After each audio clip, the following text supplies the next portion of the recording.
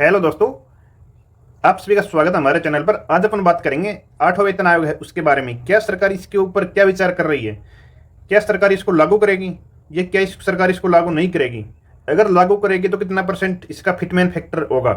क्योंकि आपकी जानकारी के लिए बता देते हैं, जब 7वां वेतन आयोग लगा था उसके अंदर 2.57% इसके अंदर बढ़ोतरी हुई थी। क्योंकि 7वां वेतन के अंदर जो मैं आपका मिनिमम सैलरी था वो 7,000 रुपये था, तो डायरेक्ट 7,000 रुपये से बढ़ के मिनिमम सैलरी 7वां वेतन में 18,000 हो गया था। ठीक है, अगर 8वां वेतन लगता है तो इसके अंदर कितने प्रतिशत आपका जो फिटमैन फैक्टर है वो लगेगा, तो उसके बारे में बात करते हैं। आपको हर चीज फैक्ट के अंदर बात करेंगे। सबसे पहले देखिए, इसमें है 8वां वेतन आयोग। भारत में केंद्र सरकार के कर्मचारियों के वेतन और भत्ते और पेंशन लाभ को संशोधित करने के लिए प्रस्तावित आयोग है। हालांकि अभी तक इसका आधिकारिक गठन नहीं हुआ है। हालांकि उम्मीद है कि केंद्र सरकार अगले साल की शुरुआत यानी 2025 में 8वें वेतन आयोग का गठन कर सकती है। 8वें वेतन से आयोग से जुड़ी कुछ खास खबरें हैं, उसके बारे में देखिए। 8वें वेतन आयोग की सिफारिशों के मुताबिक केंद्रीय कर्मचारी की न्यूनतम बेसिक सैलरी 18,000 रुपये से बढ़कर 34,560 रुपये हो सकती है। ठीक है, अगर फिटमैन फैक्टर अगर 2.86 अगर तय होता है तो पेंशन बढ़कर 25,740 रुपये हो जाएगी। इसके अंदर पेंशन की बात कर रखी है। फिटमैन फैक्टर वह गुणांक होता है जिसकी मदद से सरकार सैलरी और पेंशन में संशोधन करती है। पिछले कुछ दशकों में सरकार हर 10 साल में एक नया वेतन आयोग लागू करती है। 7वें वेतन आयोग ने अपनी रिपोर्ट फाइनल करने के लिए 18 महीने से ज़्यादा का समय लिया था और इसे 2016 में लागू कर दिया गया था। कि जो आपका 7वां वेतन आयोग है वो 1 जनवरी 2016 को लागू कर दिया गया था। ठीक है, तो 8वां वेतन आयोग है। 8वां वेतन आयोग 2025 में इसको लागू करने की संभावना है।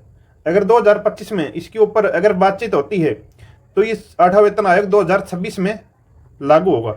1 जनवरी 2026 के अंदर लागू होगा, क्योंकि जो इसकी वैलिडिटी है 7वां वेतन की, ये 1 जनवरी 2016 से लागू हुई थी, तो 1 जनवरी 2026 तक इसका 10 साल पूरा हो जाएगा। ठीक है, बात करते हैं कि कब तक बनेगा 8वां पे कमीशन।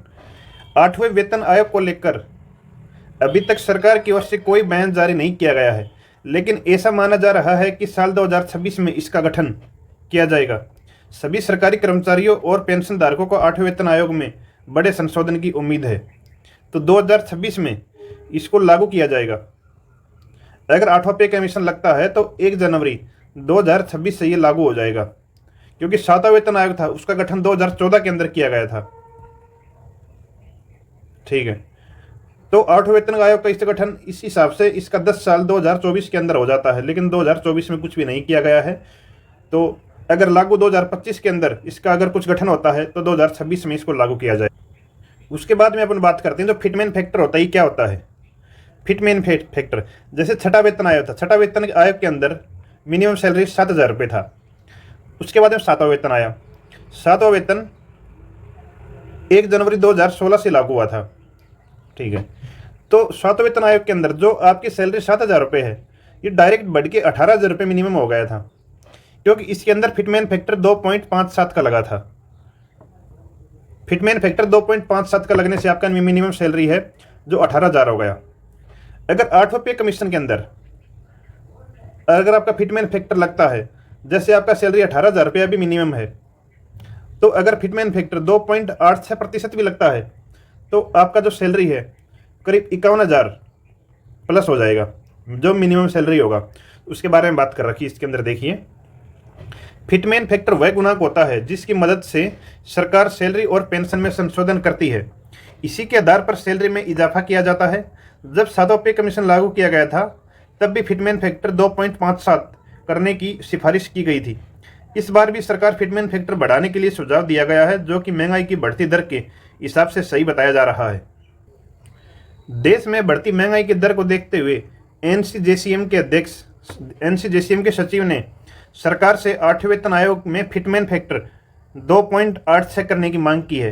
कि मैंने आपको पहले बताया था, अगर 2.86% अगर लागू हो जाता है तो मिनिमम सैलरी 51,000 प्लस हो जाएगी, 51,400 के लगभग हो जाएगी।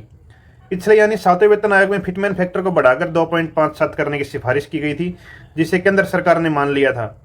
उसके बाद सरकारी कर्मचारियों का जो मिनिमम वेतन है वो 7,000 से बढ़कर 17,900 रुपये हो गया था, मतलब 18,000 रुपये हो गया था। इस बार फिटमेन फैक्टर 2.86 करने की मांग की गई है।